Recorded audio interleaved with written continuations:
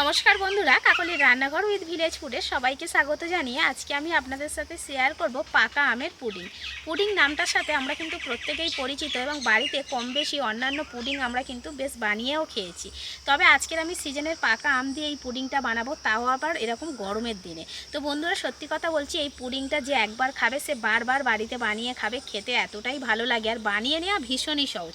তো আজকের রেসিপিটা আপনারা প্লিজ প্রথম থেকে শেষ পর্যন্ত দেখতে থাকুন, আশা করছি খুবই ভালো লাগবে। আর যে সকল বন্ধুরা এখনও পর্যন্ত নতুন, তারা যদি ইউটিউব থেকে দেখেন তাহলে চ্যানেলটিকে সাবস্ক্রাইব এবং ফেসবুক পেজ থেকে দেখলে পেজটাকে ফলো করে আমার পাশে থাকবেন। তাহলে এখন রান্নাঘরে চলে যাব, আজকের রেসিপিটা শুরু করে ফেলবো। পুডিং বানাবো বলে আমি দুটো পাকা আম নিয়েছি। তো একটা আম দিয়েও পুডিং হবে, আবার দুটোর বেশি আম দিয়েও পুডিং বানিয়ে নেওয়া যাবে। যে যতটা পরিমাণে পুডিংটা বানাতে চাইবেন সেই রকম মাপ করে কিন্তু আমটা নেবেন। তো দুটো আম নিয়েছি আমি আজকের। আম দুটোর গায়ের রঙটা দেখছেন কত সুন্দর। তো বাজারে এখন বেশ ভালোই পাকা আম উঠে গেছে। আর যা গরম পড়েছে, এই গরমে কিন্তু একটু ঠান্ডা ঠান্ডা পুডিং খেতেই বেশি ভালো লাগে। তো এখন আমের গায়ের খোসাটাকে আমি ছাড়িয়ে নেব। আর এই যে আমের পাল্পটা আমি বের করব, তো আমের পাল্পটা আপনারা যে কোনো পদ্ধতিতে বের করে নিতে পারেন।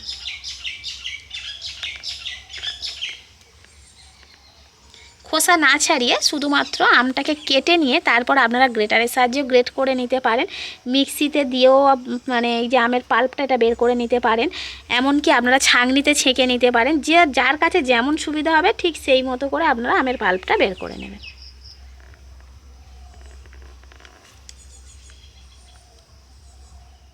এবার আমের আঁটিটাকে বাদ দিয়ে পুরো আমের এই যে অংশটা রয়েছে সেটাকে পুরো কেটে কেটে নেব। নিয়ে আমি মিক্সির জারের মধ্যে দিয়ে দেব। আর আমের গায়ের কালারটা যত সুন্দর হবে, অর্থাৎ যত বেশি পাকা আম দিয়ে পুডিংটা বানানো হবে, পুডিংয়ের কালারটাও কিন্তু দারুণ আসবে।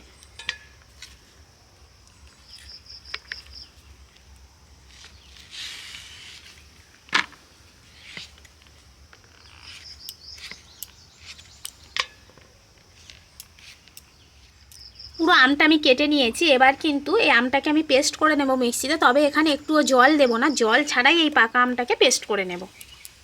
পুডিং বানানোর জন্য এখানে আমি 500 দুধ নিয়েছি। দুধটা এখন কড়াইতে দিয়ে জাল দিয়ে নেব।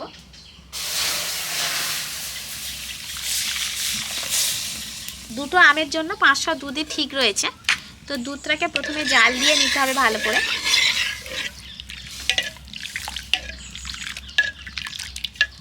দুধের পরিমাণটা আপনারা কিন্তু কমিয়ে বাড়িয়েও নিতে পারেন। যেমন আমের পরিমাণ কমিয়ে নেবেন, ঠিক তখন দুধের পরিমাণটাও কমিয়ে নেবেন। আর যে কোনো দুধ দিয়েই হবে, গুঁড়ো দুধ গুলে নিলেও হবে, গরুর দুধ, এমনি যে প্যাকেট লিকুইড দুধগুলো পাওয়া যায়, যে কোনো দুধে এই পুডিংটা আপনারা বানিয়ে নিতে পারবেন। দুধটাকে আমি জাল দিয়ে নিয়েছি। এবার এখান থেকে 2 চামচ দুধ আমি তুলে নেব। আর কড়াইতে যে বাকি দুধটা রয়েছে ওই দুধের মধ্যে আমি চিনি দিয়ে দেব। তো মিষ্টিটা আপনারা কীরকম পছন্দ করেন সেই মতো কম বেশি করে দেবেন। আমি আমার মতো একটা চিনি দিয়ে দিচ্ছি। তো চিনিটাকে ভালো করে আমি গলিয়ে নেব দুধের সাথে। চিনি গলে গেলে দুধ কিন্তু একটু পাতলা হয়ে যাবে, তো সেজন্য জাল দিয়ে আরেকটু ঘন করে নেব। আর এদিকে যে দুধটা আমি তুলে রেখেছি সেই দুধের মধ্যে আমি কর্নফ্লাওয়ার দিয়ে দেবো। এই যে চা চামচটা নিয়েছি, এই চা চামচের মাপ করে আমি 2 চামচ দিয়ে দেবো কর্নফ্লাওয়ার। যেহেতু দুটো আম নিয়েছি তার জন্য 2 চামচ কর্নফ্লাওয়ারই যথেষ্ট। একদম চামচটা ভর্তি ভর্তি করে 2 চামচ দিয়ে দিচ্ছি, এর থেকে বেশি দেওয়ার দরকার নেই। ভালো করে দুধের সাথে মিশিয়ে নেব।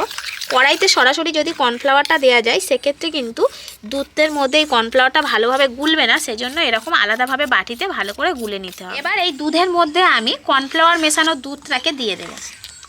দিয়ে খুব সুন্দর করে একটু মিশিয়ে নেব আর দুধটাকে একটু ঘন করে নেব। আর এই যে কর্নফ্লাওয়ার মেশানো দুধটা দেওয়ার ফলে দুধটা কিন্তু একটু কিছুক্ষণ জাল দেওয়ার সঙ্গে সঙ্গেই আর কি ঘন হয়ে যাবে। তো দুধটাকে আরেকটু ঘন করে নেব।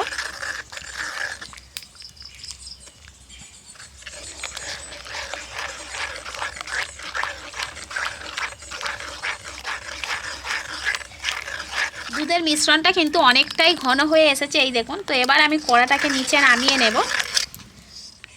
দুধটাকে তো নামিয়ে নিয়েছি। এবার যে আমের পাল্পটা আমি মিক্সিতে পেস্ট করে রেখেছিলাম সেই আমের পাল্পটা এবার দুধের সাথে দিয়ে দেব। পাকা আমের পাল্পের কালারটা শুধু দেখুন কত সুন্দর এসছে। তো পুরোটা দেবো না, প্রথমে অল্প দেবো, দিয়ে ভালো করে মেশাবো, আবারও দেবো। এইভাবে দুধের সাথে আমের পাল্পটাকে সুন্দর করে মিশিয়ে নিতে হবে। আর এই কাজটা যদি আমি উনানে করতে যেতাম সেক্ষেত্রে কিন্তু একটু কালারটা অন্যরকম হয়ে যেত, কিংবা এই আমের পাল্পটা ভালোভাবে মেশানো যেত না। সেজন্য এই কাজটা আমি নিচে করে নিচ্ছি। তো আপনারাও সেই রকমভাবে করবেন, আগুন থেকে নামানোর পর তারপরে করবেন। পুরো পাল্পটাই আমি দিয়ে দেবো এখানে, আর ভালো করে মেশাবো।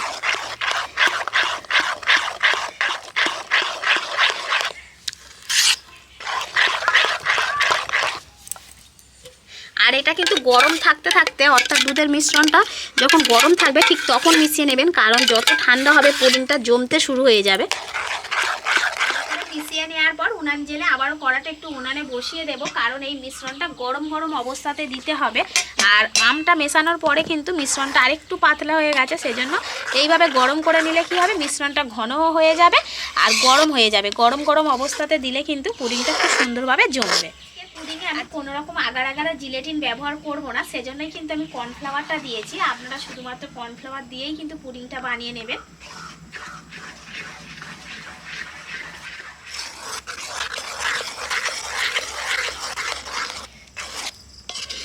তো মিশ্রণটা কিন্তু উনান থেকে নামানোর পর সঙ্গে সঙ্গেই বাটিতে ঢেলে দিতে হবে, একদম গরম গরম অবস্থাতেই। পুডিংটা বসানোর জন্য আমি এরকম একটা স্টিলের বাটি নিয়েছি। এই যে বাটির মধ্যে একটা খাঁজ খাঁজ ডিজাইনটা আছে, পুডিংয়ের গায়ে এই ডিজাইনটা আনার জন্য কিন্তু আমি এরকম বাটি নিয়েছি। তো বাড়িতে থাকা যে কোনো বাটি নিলে হবে, স্টিল, অ্যালুমিনিয়াম, প্লাস্টিক যে বাটি থাকবে সেই বাটি করেই আপনারা পুডিংটা বসিয়ে নিতে পারবেন। তবে যেমন ডিজাইনের বাটি হবে তেমন ডিজাইনের কিন্তু পুডিং হবে, প্লেন বাটি হলে প্লেন ডিজাইনের হবে। তো আমি বলবো যে এই পুডিং বানানোর জন্য আলাদা করে মোল্ড কেনার কোনো দরকার নেই, বাড়িতে থাকা এরকম বাটি দিয়ে আপনারা পুডিংটা জমিয়ে নেবেন। এবার আমি এই যে মিশ্রণটা রেখেছিলাম দুধ আর আমের, এটাকে এই বাটির মধ্যে দিয়ে দেবো। আর একটা কথা বলি, এই বাটির গায়ে কিন্তু আমি একটু ঘি লাগিয়ে নিয়েছি, আপনারা সাদা তেল বা ঘি একটু লাগিয়ে নেবেন। এবার এই যে মিশ্রণটা পুরোটাই আমি বাটির মধ্যে ঢেলে দেব।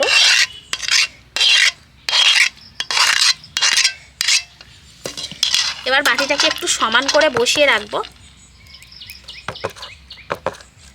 এবার পুডিংয়ের এই বাটিটাকে নিয়ে আমি একদমই একটা নর্মাল জায়গাতে বসিয়ে রাখবো, অর্থাৎ আমার রান্নাঘরের মধ্যেই যদি আমি একটা জায়গাতে বসিয়ে রাখি, অর্থাৎ নাড়াচাড়া না করি, তাহলে পুডিংটা ভালোভাবেই জমে যাবে। তো আমি বলবো পুডিং যতক্ষণ না জমবে ততক্ষণ আপনারা ফ্রিজের মধ্যে রাখতে যাবেন না। পুডিংটা এমনি নর্মাল জায়গাতে রাখলে যখন পুরোপুরিভাবে ঠান্ডা হয়ে যাবে, বাটির গাটা দেখবেন পিছন দিক থেকে তলাতে হাত দেবেন, যখন পুরোপুরি ঠান্ডা হবে তখন জানবেন যে পুডিংটা ভালোভাবে জমে গেছে। তারপরে ওই পুডিংটাকে নিয়ে আপনারা ফ্রিজে রেখে ঠান্ডা করে খেতে পারেন, তখন তো খেতে আরও বেশি ভালো লাগবে। পুডিং যত ঠান্ডা হবে তত খেতে মজার হবে। তো তখন আপনারা ফ্রিজে রাখবেন, কিন্তু যতক্ষণ না পুডিং জমছে ততক্ষণ কিন্তু ফ্রিজে রাখবেন না, একদম নর্মাল জায়গাতে রেখে দেবেন, দেখবেন এমনিভাবেই কিন্তু পুডিংটা জমে যাবে। তো আমি রান্নাঘরের মধ্যে এরকমভাবেই বসিয়ে রাখবো, পুডিংটা জমে যাক, তারপর আপনাদের সাথে ফিরে আসছি। ঘন্টাখানেক বাটিটা রান্নাঘরে বসানো ছিল, তার মধ্যেই কিন্তু সুন্দরভাবে পুডিংটা জমে গেছে, কারণ বাটির তলা থেকে আমি হাত দিয়ে দেখছি, অর্থাৎ তলাতে হাত দিলে বাটিটা কিন্তু পুরোপুরি ঠান্ডা হয়ে গেছে, একটুও গরম ভাব নেই, তাহলেই বুঝতে হবে যে পুডিংটা ভালোভাবে রেডি হয়ে গেছে। তো একদম কিন্তু বাটিটা ঠান্ডা, তো পুডিংটা একদম জমেও গেছে। এই দেখুন বাটিটা আমি হেলাচ্ছি, পুডিংটা কিন্তু পুরোপুরিভাবে বাটি থেকে সরে আসছে। তো এবার কি করব, বাটি থেকে তো নামিয়ে নিতে হবে, তার জন্য পেঁচেলা নিয়েছি, একটু বাটি থেকে ছাড়িয়ে নেব প্রথমে পুডিংয়ের গাটা।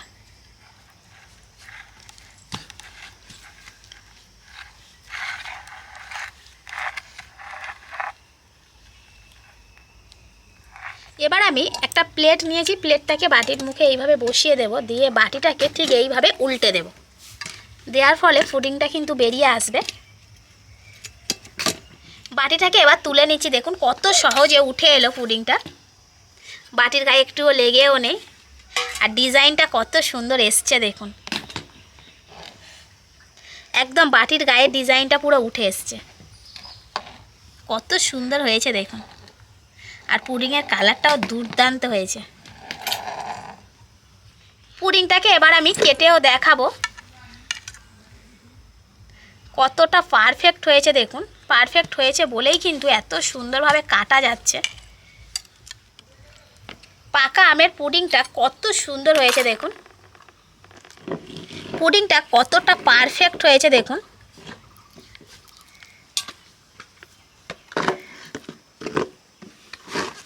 তো পুডিংটা এইভাবে বাটিতে বসে যাওয়ার পর যদি বাটি সমেত কিংবা এইরকমভাবে প্লেটে নামিয়ে একটু কিছুক্ষণের জন্য ফ্রিজে রেখে দেন, আধ ঘন্টা 1 ঘন্টার জন্য, তাহলে পুডিংটা আরও ঠান্ডা হবে আর তখন এই গরমের সময় খেতে কিন্তু বেশি ভালো লাগবে। তো এখনও খাওয়া যাবে না, এখনও খেতে ভালো লাগবে, তবে যত ঠান্ডা হবে পুডিং তত খেতে কিন্তু মজার লাগবে। তো আপনারা এরকমভাবে পুডিং বানানোর পর ফ্রিজে রেখে দেবেন, তারপর ঠান্ডা ঠান্ডা খাবেন। আর পিসির তো এসছে, ও যত বড় হচ্ছে তত দুষ্টু হয়ে যাচ্ছে। আর আজকে চন্দ্রিমাও এসছে, ওদের বাড়ি আমাদের বাড়ির একদমই পাশে, তো আজকে রান্নাঘরে এসছে। কেমন লাগছে? ভালো লাগছে? কি দিয়ে বানিয়েছি বলো তো?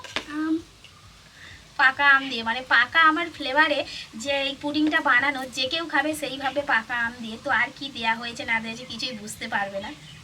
পাকা আম খেতে কিন্তু সবাই ভালোবাসে, সে বাচ্চা হোক কিংবা বড়। যারা বিশেষ করে পাকা আম এমনিভাবে কেটে দিলে খেতে চায় না, তাদেরকে একটু পুডিং বানিয়ে দেবেন, দেখবেন ওরা কিন্তু অনায়াসে খেয়ে নেবে। তাহলে বন্ধুরা, মাত্র 2টো উপকরণে কত সহজ পদ্ধতিতে সিজনের পাকা আম দিয়ে এত সুন্দর একটা ম্যাঙ্গো পুডিং বানিয়ে নিলাম, সেটা তো আপনারা দেখতে পেলেনই।